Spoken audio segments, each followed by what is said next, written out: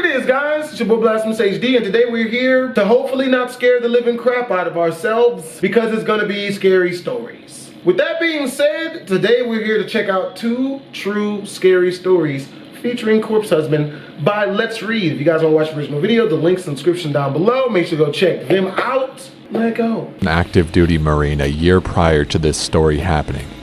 Granted, we're trained to take lives and deploy to other countries to fight. Sad to say that I never got the opportunity to deploy, but if I wasn't trained as a Marine, I honestly think I wouldn't be here telling this story. Now, onto the story. This story took place last year on a cool summer night here in Arizona. I just got off from work and took a coworker home from a late night dinner after the shift. I passed by a gas station after I dropped her off. I was working 2 jobs at the time, so it was already late, around 2 a.m. I knew an energy drink would help me wake up tomorrow morning for my next job. So I was slowly pulling into this empty gas station. I noticed no other cars anywhere. That's when something caught my eye as I was pulling up in front of the entrance. There was a shadowy figure that suddenly pulled up along one of the walls of the gas station and kept creeping along the walls, getting closer as I pulled up. There was some sort of shadowy figure that suddenly pulled up along one of the walls of the gas station. It crept along the walls, getting closer as I pulled up and turned off my car. But at the time I couldn't care less because I was tired and I figured he was just a drunk and about to ask for change or something like that. I saw the outline of his face as he pulled away from the shadows. He opened his mouth to say something, but before he could say anything, I cut him off and said, "Hey, I'll be right back, sir." He just kinda stood there and stared at me as I walked into the gas station. I wasn't even thinking about him because I was tired and just wanted to go home. I swooped up my favorite energy drink and walked up to the cashier. I paid for my drink in a matter of a minute as the cashier wasn't really in any mood to make any small talk. I pushed the entrance door open and I noticed that the man was no longer there. I was looking around for the man as I approached my car to only see him coming from the dark corner again. But something seemed off about him this time. I didn't care to stick around to see what was off about him and went to open my car door. Then I heard rapid footsteps approach from behind me. I turned around as fast as possible to make eye contact with him.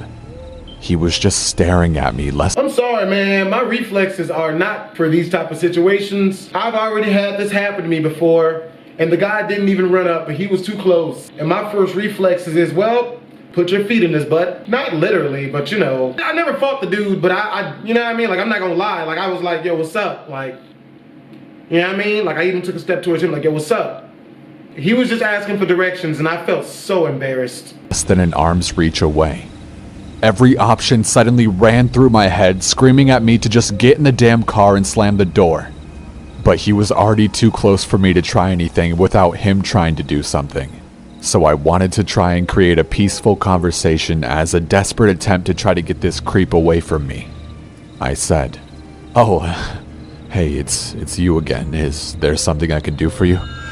His whisper had a scratchy tone to it as he said, "Gotta need change." I was actually thrilled. I was happy because I could just give this creep some money as a peaceful resolution. I said, "Sure do. Hold on, I'll dig it out for you." By the time I grabbed a fistful of change as I leaned into my car, I heard the passenger door behind me open and then I felt a handful of my hair get pulled into my driver's seat. My hair got yanked back really hard. "Why have you not started beating him yet?" As he whispered, "You fucking scream or yell and I'll fucking kill you." Then And that's the point where you gotta start beating him. Felt a knife slowly glide over my throat. He then whispered, "Understand." I carefully nodded up and down. He then replied, "Now we're going to New Mexico. Don't do anything stupid or I'll cover your car's interior with your blood." At the time I was thinking, fuck, this can't be fucking real. So I had to think and relax. That's one thing my commanding officer said in the Corps. The key to victory is a clear conscience and a cool head. So I asked him, "Okay, how are we doing this? You just gonna give me directions?" I then felt his grip on my hair loosen. Good, smart kid. I hate when they beg me to let them go. Now use your GPS or whatever. His knife was still gently pressed up against 70% or so of my throat, so I told him I was slowly going to reach into my glove compartment for my GPS. Then I asked him where in New Mexico we were going. He laughed and told me to just shut up and drive. Why was he laughing now? This guy was a complete psycho. I was there driving and praying in my head for a chance to open where I would be able to fight back. I could tell that his knife was starting to get loose around my neck for every 5 minutes or so that I drove. The knife at the start of this drive was at about 70%, but now it was at around 50%. I had to make a right at the intersection. Finally, I saw an opportunity. 5 minutes or so and as I saw the Ford Ranger approach at a rapid rate, I pressed all the way down on the gas pedal. Then boom. All I remember from all the commotion is the guy leaning back as I slid my hand under his wrist of the hand that was carrying the knife and pinned it against the steering wheel of my car. I can hear the horn blaring, attracting more attention. He let go of the knife and ran out of the car as the intersection made itself known to me again, as my surroundings were no longer blurry. I wanted to run after him, but the driver of the Ford Ranger grabbed me and said, "Hey, what the hell happened? Do you have insurance?" I was trying to push through the guy to catch that fucking coward, but the only words that escaped my mouth were, "Don't let him get away!" That's all I was yelling as I saw the dark silhouette of the man disappearing into the darkness. I told the police everything when they arrived. I did everything you're supposed to, but nothing really ever came of it. And they didn't see anyone matching my description of the man. I now carry my gun on me and a few knives, so I will never be the victim of something like this again. Story was pretty good. That guy doesn't sound like someone who was trained to deploy as a Marine. About 6 months ago in the summer, Southern Hemisphere here, I tend to order a fair bit of pizza since hunger is a thing, and pizza is pretty much my only option for delivery since I don't drive. Now, I'm the kind of girl who doesn't wear pants if I don't have to. Oh, the weather's about 25 degrees, no pants for me. I'm that type of girl as well. I have one pair of shorts that I love to wear, but only around the house. So obviously I put those on as I'm expecting a pizza delivery and can't exactly open the door pantless. I open the door, accept the pizza, and begin eating my dinner by the television. Not too long into my meal, I get a message on my phone. I've deleted the messages, of course, but in the first message, the sender calls me by name, which is strange as I prefer my nickname, and asks if I'm home alone often with a winky face. Okay, way creepy. Who is this person? Between me asking who on earth they are and how they got my number, probably a mistake on my part, they begin to describe exactly what I was wearing, and I get a horrible sinking feeling. This person has my number, my name, and how I'm dressed. I realize that the only way they could know this is if they were the guy who delivered my pizza, as I had to use my name and number to order. And if that's the case, this person knows where I live too. I put the number into Google and checked the first few results. They're a local, and I've actually seen this person around on one of the buy, swap, sell pages on Facebook. Realizing they were in my town was the worst part, and they were literally in a good position to stalk, harass, or continue to be creepy as hell. I ended up drawing all the blinds, crawling into bed, and pretty much making myself into a blanket burrito, staying as still as I could for a few hours. I was genuinely scared out of my wits. Thankfully, I've yet to hear from this person again after threatening police action. Number 1.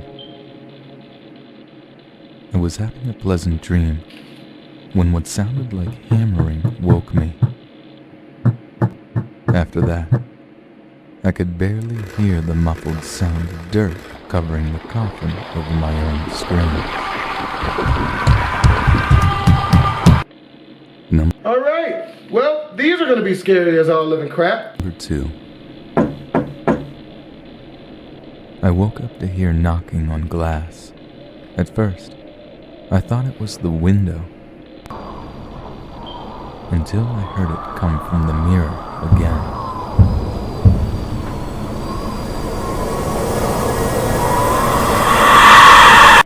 Number 3. There was a picture in my phone of me sleeping. I live alone. Number 4. My wife woke me up last night to tell me there was an intruder in our house. She was murdered by an intruder 2 years ago. Number 5.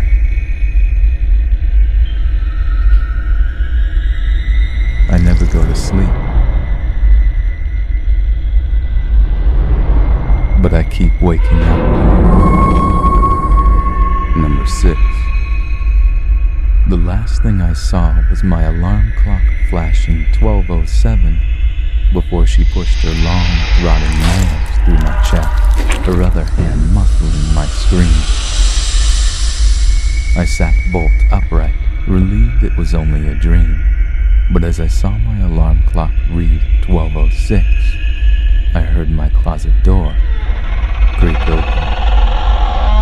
Number 7. Yeah, bruh, jump out the window immediately. That's what I would have done. I would have gone out the window. No need a ladder. I don't need none of that. There's nothing like the laughter of a baby. Unless it's 1 a.m. and you're home alone. Number 8. I begin tucking him into bed, and he tells me, "Daddy, check for monsters under my bed."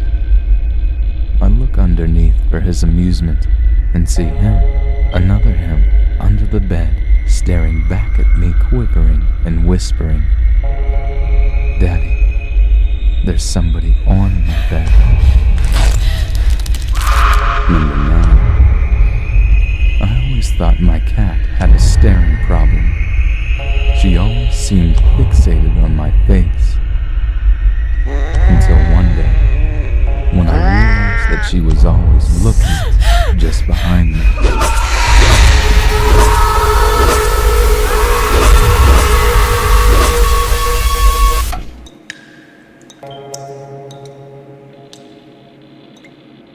Number 10. Sarah! A girl heard her mom yell her name from downstairs. So she got up and started to head down. As she got to the stairs, her mom pulled her into her room and said, I heard it too.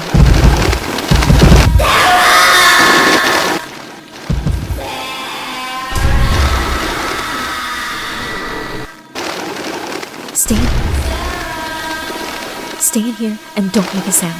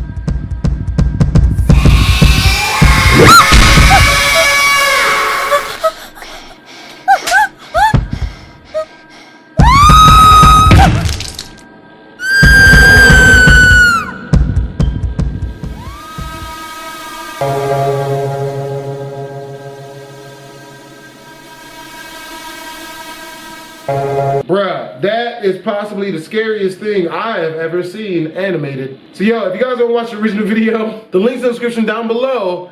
It is by Let's Read, and I believe I think the animator is Axeman Cartoons, I think.